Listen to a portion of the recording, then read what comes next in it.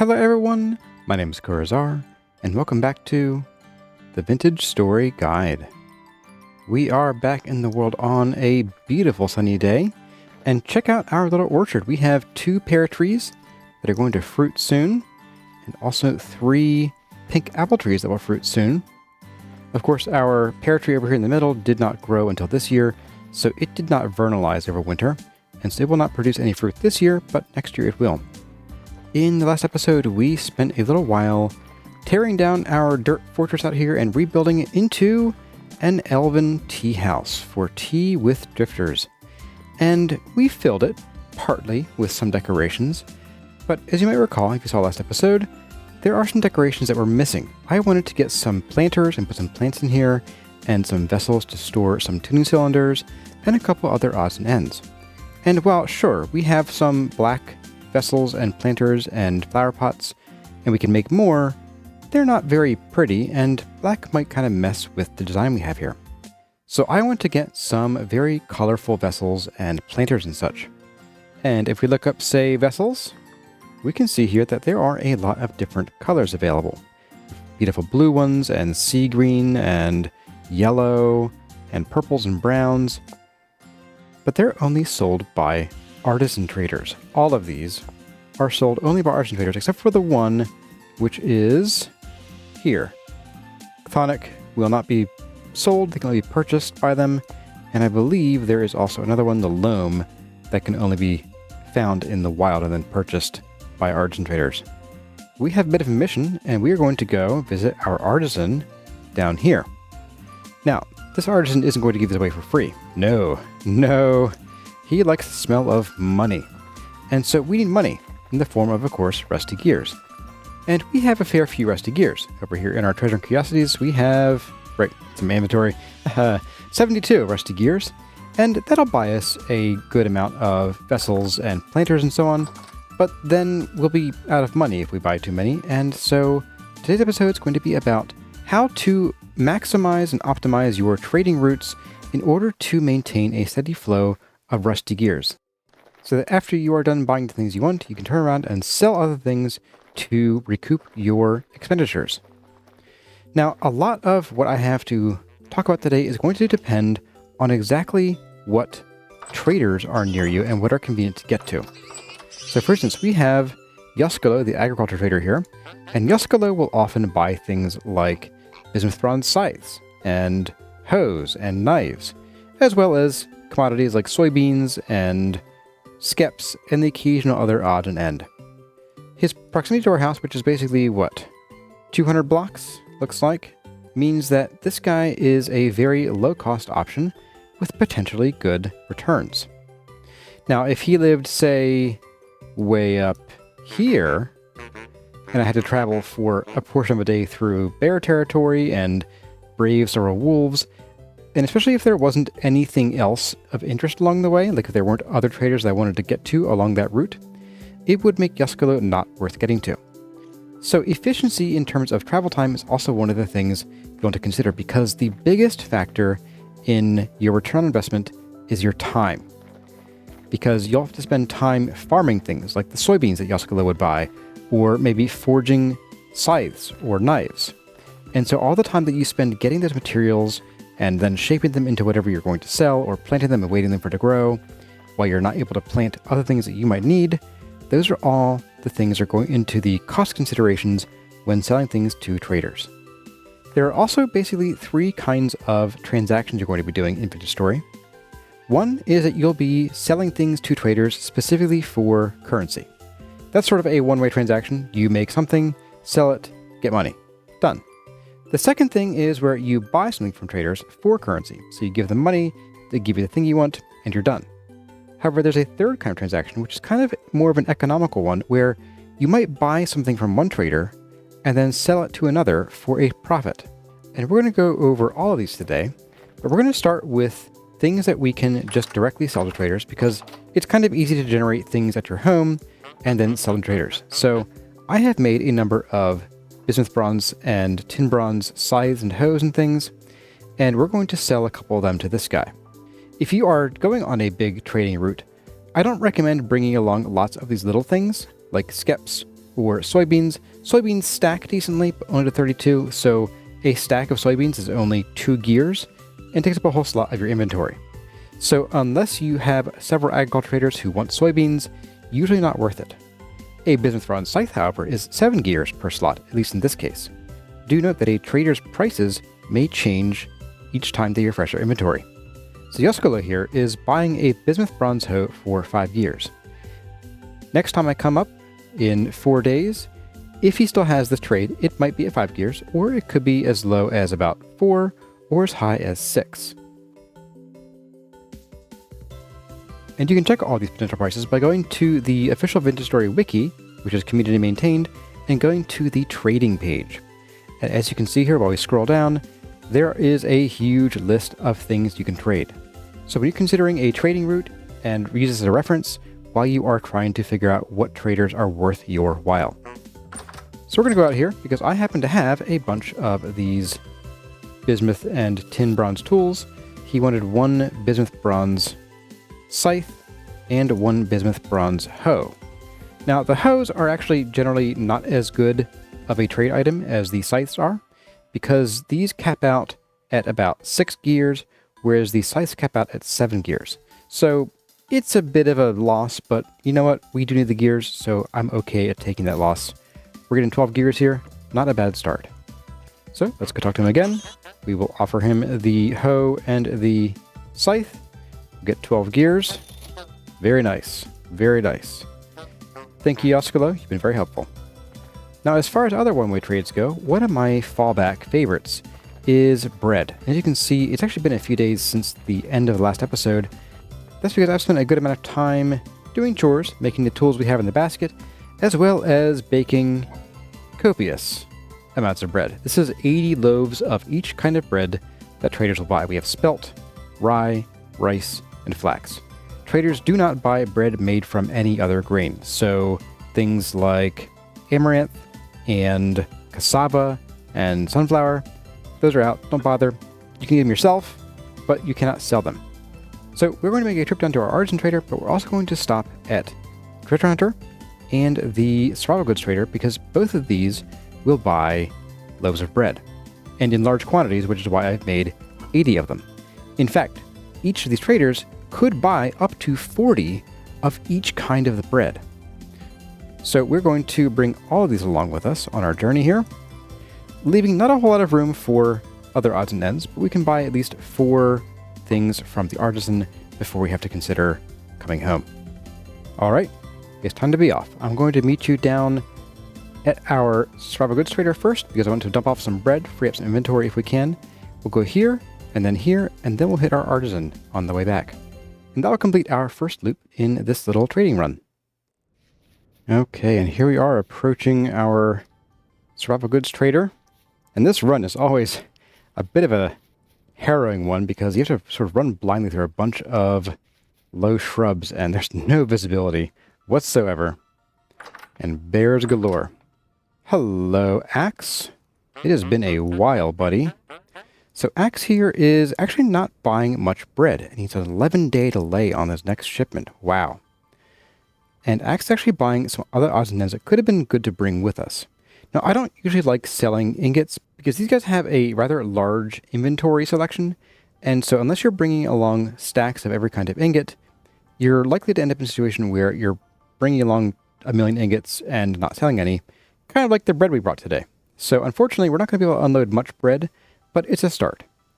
But we can sell renewable things like leather and feathers and charcoal. We can sell them fun things like copper lanterns and so on.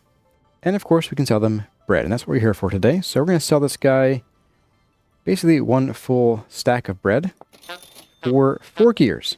As you can see, he was offering 1 gear for each 8 loaves of bread. Now, as far as purchasing from the Survival Goods trader, while some other traders will buy things like bismuth bronze pickaxes and axes and falxes, they will not buy them at the same price that this guy will sell them. Their purchase prices are on average 2 to 3 gears lower than what you would buy them for. Now, there is the chance that you might overlap, and maybe he might sell a bismuth bronze pickaxe for 7 gears or 6 gears, whatever the minimum is, and then the other trader might be offering to buy them at the maximum value of 7 or 8 gears. So you might get 1 or 2 gears profit there, but it's not really good to rely on that. You want to go with things that are reliably a higher price when you sell them. Let's get moving again. This guy wasn't a huge help. I'm going to grab a quick meal here, and then we're going to get moving down to Roy, the treasure hunter. Roy, you don't have a bed. Where do you sleep, my dude? So Roy is offering to buy some spelt and some rye. Unusual. I usually find that these guys and their survival good brethren tend to be buying like 3 breads on average, but kind of getting unlucky today. So he wants 3 stacks of spelt bread, or 3 stacks of 8. So we'll just grab that off of there, restack these a little bit, and 3 stacks, 24 of the rye bread. Offering 6 gears. Okay, thank you, buddy. And he gets goods in 8 days, so we'll come back in a little while, a serious little while, to maybe sell some more bread. Because we've not sold much bread this day. Now, Roy is also purchasing recurve and longbows, and that's why I brought these extras along. I made them a long time ago for trading, and together they give us 15 more gears. I think that's a pretty good deal for what's basically renewable resources. So let's go for it. And here we go to demonstrate. The bismuth bronze pickaxe up by our friend Axe was a good deal more expensive than this bismuth bronze pickaxe that this guy's offering to buy. Same for the black bronze falcon, which I believe was 11 gears, wasn't it? So yes, you'd be losing money trying to buy and sell these kinds of things between the survival goods and the treasure hunter traders. However, Roy has 5 cracked food vessels. And if you go and look at the wiki, you'll find that 5 is the lowest price they'll generally sell them for. It goes as low as 4.5, but I'm pretty sure the game tends to round them up. So it's a good idea to invest in these. I'm going to buy all 5, because this is a great price. And there is a type of trader who will buy these for a good deal more. In fact, the lowest price they'll buy them for is 7 gears, so no matter what, we'll make a profit.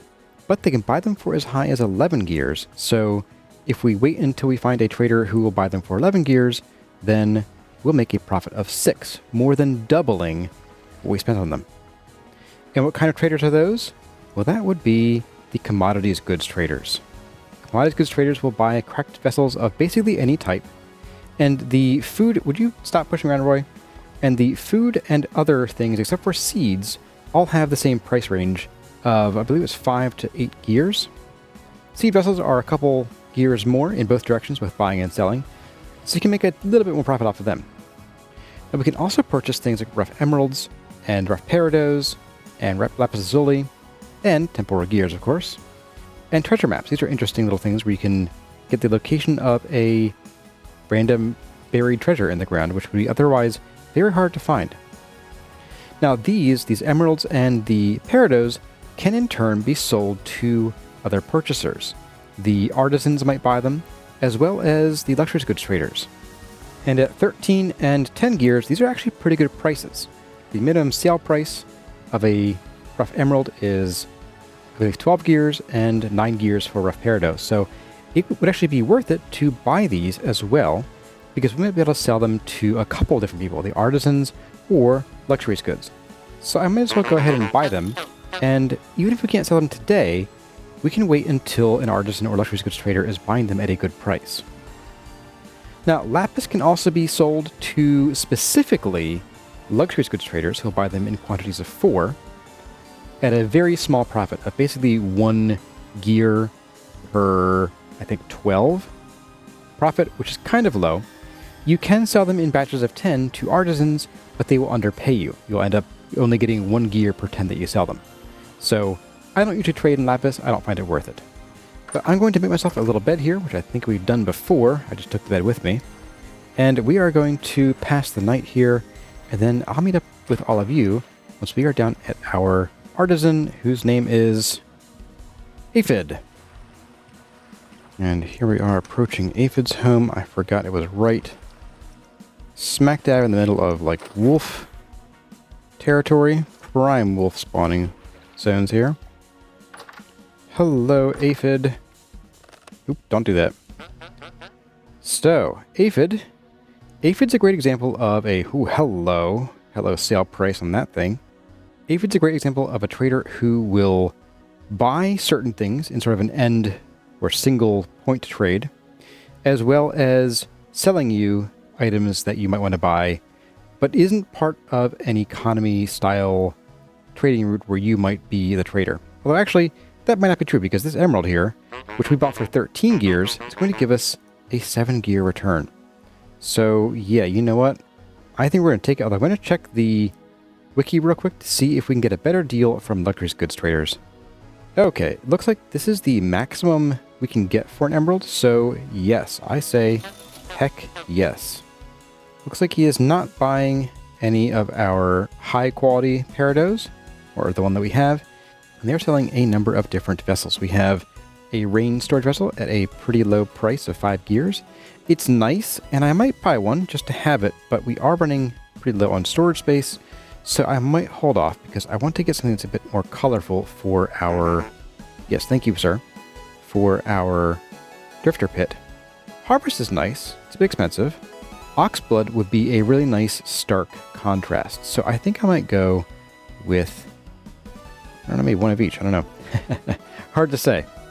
Let's buy an Oxblood vessel. We'll buy a sea salt planter because it's the only one that he's offering. And then let's buy a couple flower pots. Maybe, I think copper. Copper's real nice. 5 gears, and then, ooh, I do love the Rootle designs, so I might go for that. Thank you, Aphid. So we are now down to 54 gears, but we do have a bunch of gears tied up in these food vessels, as well as the rough peridot that we're hoping to sell later today. Along with this bread that I would love to offload, but apparently the game said no. So I'm going to run back home. We're going to drop off these vessels because the next leg of our journey is going to take us through probably a couple translocators. We have a commodities merchant up here. We also have another agriculture trader, which I might go visit because they're pretty close to the commodities trader. And then we might head down to our southerly locations. We have some furniture traders, which are a different discussion to be had, as well as our luxury goods trader. And then we have more commodities in the form of Jasper, and then this one down here, as well as another agriculture trader right here. Oh, there's another artisan down here as well. So we might make another loop down this way and visit all 3 of these guys and see what they have for sale or for purchase. But I'll see all of you at home. Wish me luck as I traverse through both Baratory and Wolfland. Alright folks, we are home, and I know I haven't drawn attention to it yet, but we do have our bald cypress trees here. They've all grown up. I haven't harvested them yet, but that'll come eventually. And we do have here some very, very sad purple heart trees. I am glad that we did decide to put on that mod that increases tree sapling drop rates, because these trees should be massive and extremely bushy, and they're just not. So without that mod, we would literally not be able to farm these trees, and we wouldn't even be able to grow them sustainably. They would basically be a complete dead end. I'd be surprised at the standard drop rate. If we got 1 seed from these, 5 trees combined, I would be surprised. 1 seed would be massive. Same for these 2 extremely sad looking ebony trees. What is this? What is this nonsense? So yes, I'm glad we have that mod on. Now, we're not going to decorate for real quite yet, but we are going to just put this down here, I guess, for the time being. And we're going to tuck these things in it. I'm going to go put the seashell away, and that way we'll free up more inventory space. And then we are going to head out, probably first to the north translocator up here, which involves going out to here, I believe, and then visiting these 2, trading what we can. We will then hit this circle down here, this loop, going to commodities first to see if we can unload these food vessels, and also visiting the second artisan down here. And then we will make our way over to this loop here, where we'll talk about the furniture traders and our luxuries trader. Alright, here we are approaching the drop zone, and we drop in. It's been a while since we've been through here. We never even cleaned up this clutter, did we? Wow. Now, as I recall, there's a significant bear presence in this area, so we will need to be on our lookout for any such aggressors. Don't see any yet. Oh, I lied. Oh, I see one. Well, hello, bear. I think I might just take care of you over here. Get this messy business over with. Hey, bear, come here. Ooh. Ooh, no. Oh, no. Whoa, that happened. Oh, my goodness. Whew, that bear touch moment really got me. I thought that was the end of us there. Well, okay. I'm gonna go change my underwear now after that one. Okay, with a bit of extra hide and fat now from the bear, let us go and visit our friend, whose name I remember, Stretch. Yeah, I knew. Yep, I had your name right on my tongue. Stretch, yeah. As you can see, Stretch here is actually buying, oh my goodness, Stretch is actually buying most vessel types. That's really cool. And closed-aged crates. Now, Stretch only wants 3 of our 5 cracked food vessels, but that's okay. There we go. So, 33 gears. We're already at a profit. We paid 25 for these total. We're already 8 up over what we usually have. No, okay. Let's see. Well, you know, I do need some sulfur. So, I'll buy a couple of you. Cha-ching. There we go. I haven't actually found any to mine yet, so I can't make bandages on my own without buying from these guys. So, there we go. That was a pretty good deal. Let's go and take a look at the agriculture trader who lives up to the north here. I'll mark them on the map here so I can see them. And this should be a pretty short trip, but I do know there are some more bears between here and there. So I'll see all of you once we're up at the agriculture trader, whose name I also totally remember, and I'm just not telling you guys, because it's a secret. That's right, it's a secret. Yeah. That's my story, I'm sticking to it. And what a view of the mountains this guy has. And probably a bed to share as well. Do you have a bed? You do. Hello, McCrae. How are you? McCrae is buying black bronze knives at a terrible price, business bronze knives at a bad price, and bronze hose also at a bad price. So I'm going to skip selling these. I do have 2 bronze knives and 2 bronze hose, but at this price, actually with 1 bronze hoe left, at this price, it's not really worth it to me. We can get up to 7 gears for a business bronze knife, and while this is only 1 gear short of the maximum for a bronze hoe, a business bronze hoe specifically, the hoes come up often enough that it's worth waiting on. So, sorry buddy, you get nothing from me today. Alright, well it is back through the translocator for me, and I'll see all of you when we are about to embark on the next leg of our journey. Okay, we are back. I've dumped off our bread, because no one else we're going to is going to buy that. And we are heading down for the first time, really using our new tunnels here to get to our translocator. I like it.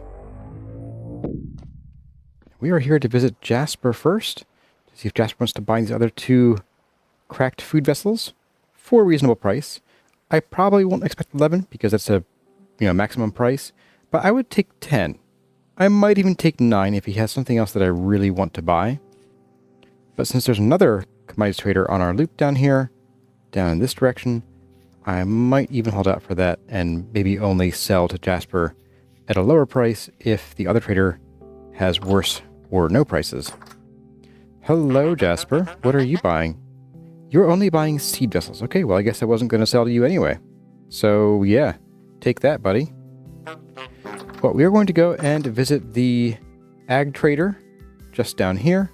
We're going to go to the Artisan, see what they have, and then over to this guy and see what they have. So, let's get going. Alright, here we are at Yearn's cart. Yearn, what are you buying today? A bismuth bronze hoe for 6 gears. You bet. And a bronze knife for 7. You have a deal. You have a deal. And we can also sell pumpkins for 1 gear. Again, same with soybeans. Not a great trade because these aren't as prolific as, say, soybeans. They do stack much higher though. So if you have a ton of pumpkins, it's better to sell pumpkins than soybeans. So yeah, But let's go ahead and get a knife and a hoe, both of bismuth bronze, and let's sell them to our trader friend here. Alright, Urine, I'm going to sell this stuff to you, and then I'm going to get out of here. There's a bear that wants to eat my softer bits. So 13 gears right there. Nothing I really want to buy from you. So yeah, there we go. Very nice. Off to our next victim. I mean, trader friend. It is nice to get out every now and then because, once again, you do sometimes stumble across some good stuff that is not what you're looking for, but is what you're looking for. Now, we don't really need much terra preta anymore. We have some pretty good-sized farms, but just in case we ever want to expand, it's going to be nice to have. Also, remind me, if we find any wild vines, I want to harvest some because I want some for decoration. Now, as I recall, this was double bear territory last time we were here. Don't see any at the moment. Hello, hello, Enrepos. What have you got for us today? You have some cute stuff. You have more planters than the first guy. So here again, we're going to be selling stuff, most likely. He's not buying a high-grade peridot, which is a shame. So we'll hang on to that last one.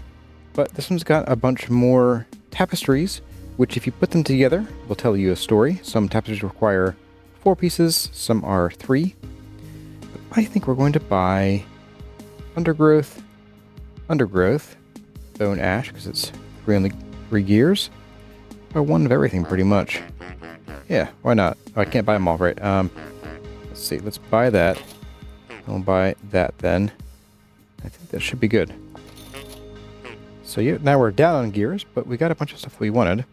So if we can sell the food vessels and the rough peridot, we'll be back up to probably about 80 couple where we were before. Alright, we're done with you. We are off to the commodities trader over here. And as I recall, once again, crazy bear territory. Always a blast. Okay, treading carefully through bear territory with no bears. Oh, get back in here, dude. Hello, Stefan. How do you do? You buying food for 9 gears. Okay, well, our other guy wasn't buying it at all, so you get to buy our food from us, so that's perfect. And there we are, we're back up to 76 gears, which means it's time for us to think about what we're going to spend some gears on. And that's why we're going to head back home. We're going to go back through our translocators, and we're going to head over to this area here. We have 2 furniture traders and a luxuries trader.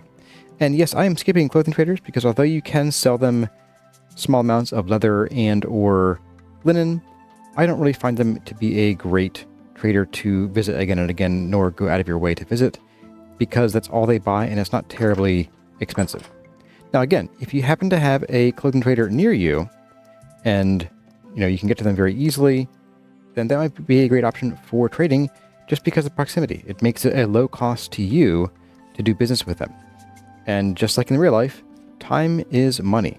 So typically the things that cost more gears or that are worth more gears to sell are going to take you longer to acquire. Alright, well, I'm going to watch that black bear run off in that direction. I'm going to go the other direction, and we are going to meet up back at our home. Okay, folks, we are home, and I'm just doing a couple odds and ends chores here. And one thing I wanted to do with you all here is that there is a task we've been kind of sitting on for a while, something that was requested in both last season and this one, and that is to make blue cheese. And a few episodes ago, maybe actually a while ago at this point, we made this blue cheese seller. And it is high time that we find out whether or not the seller actually works for blue cheese.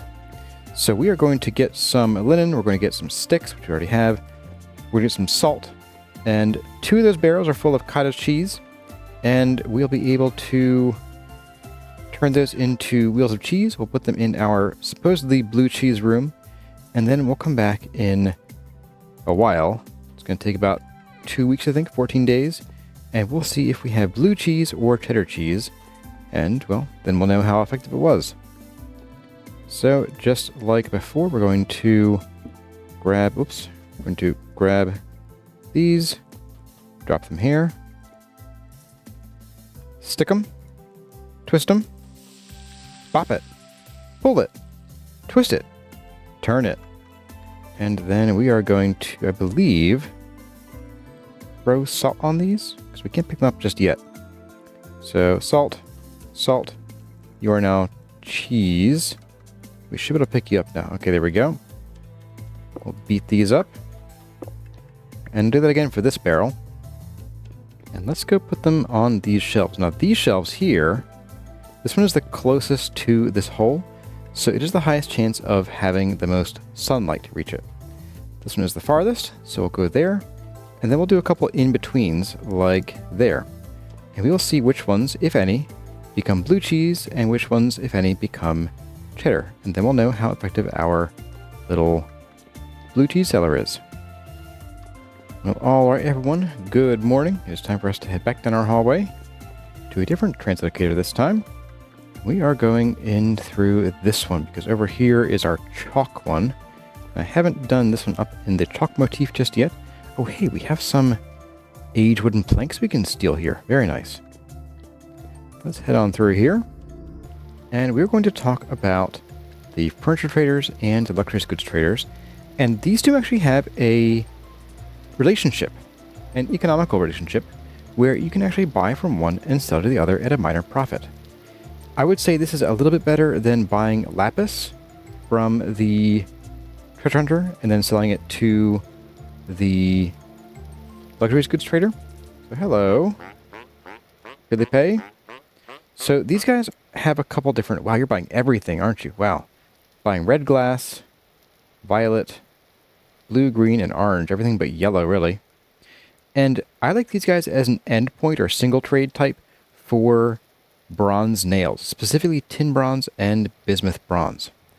Because although you're really only getting 4 gears per ingot, it represents less of your time invested in actually processing the ingots. Let me pop this down. So let's say we're doing tools, right? We're going to be taking tools and hammering them. We have to heat the metal, pour the metal into an ingot mold, and then we have to reheat the ingot into an item. We have to have crafted a hammer to hammer into the item. We're going to use hammer durability. And so you're using a lot of resources, including fuel and your hammer durability, in order to get them. So even though these are only 4 gears per ingot, I think they are actually pretty good deal. At least if you have the clay mold for nails and strips mod on. I think if I had to do these by hand, I wouldn't like them as much, but it's still a pretty good trade.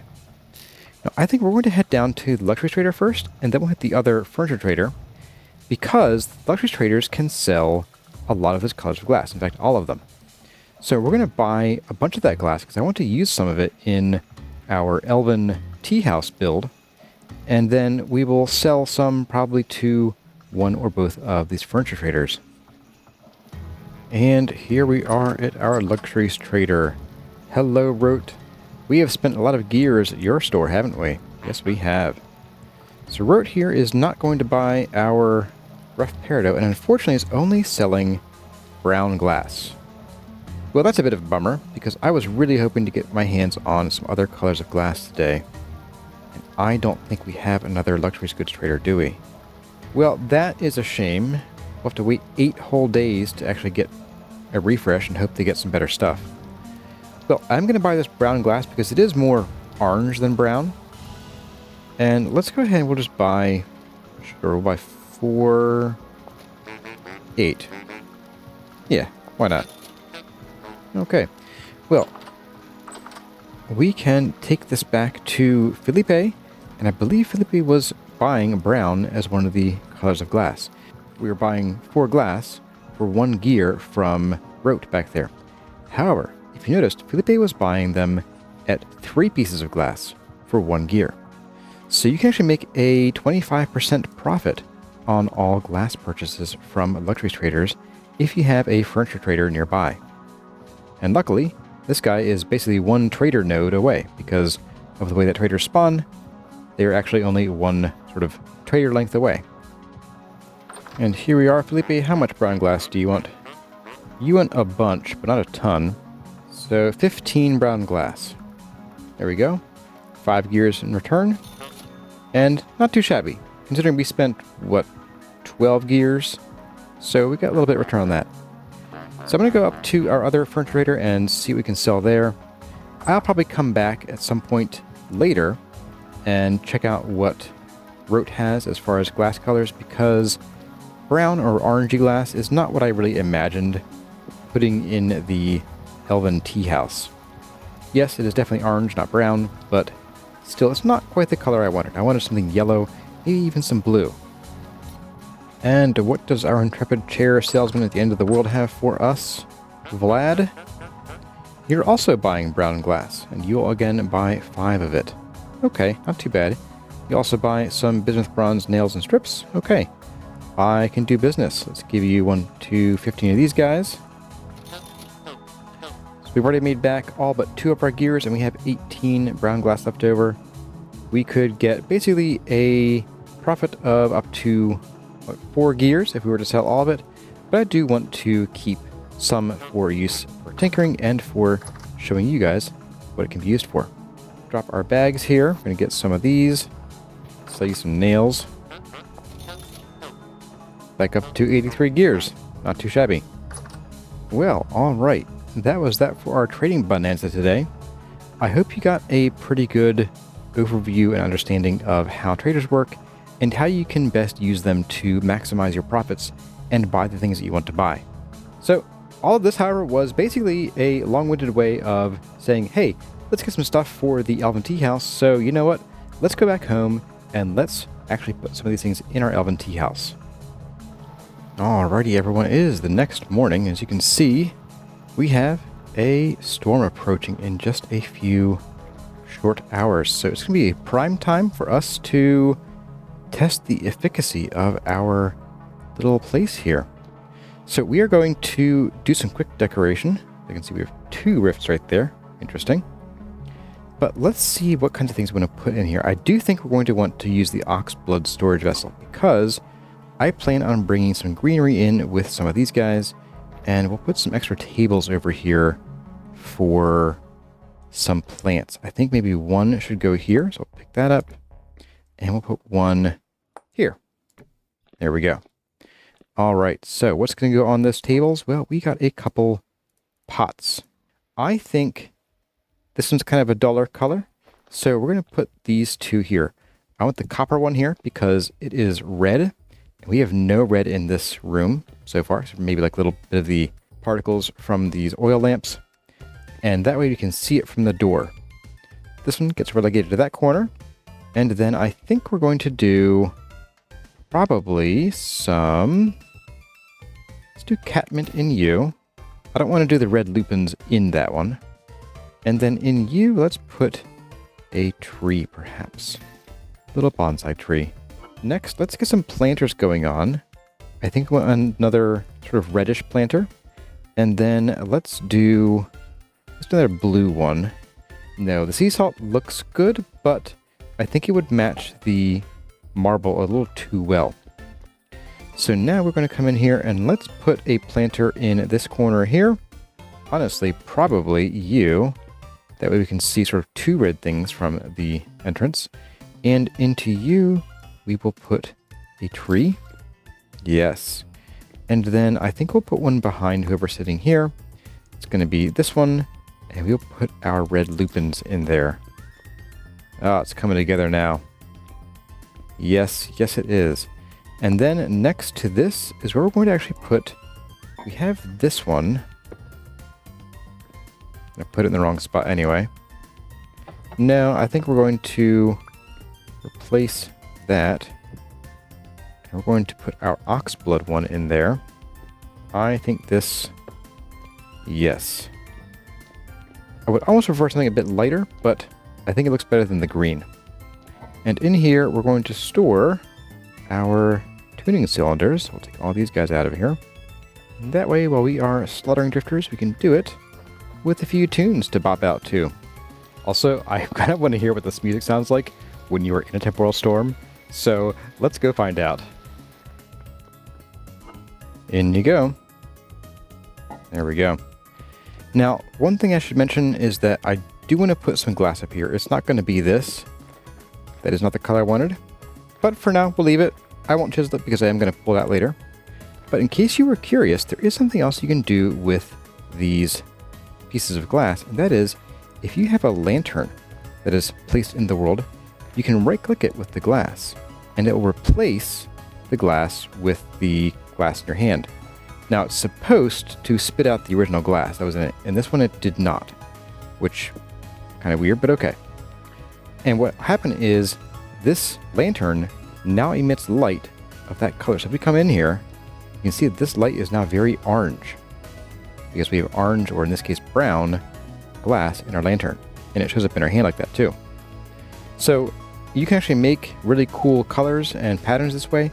However, I don't know if this bug has been fixed or not, but at least as of last time we had colored lanterns, if you reloaded the world, it would sometimes lose track of the colored lighting of lanterns placed in the world.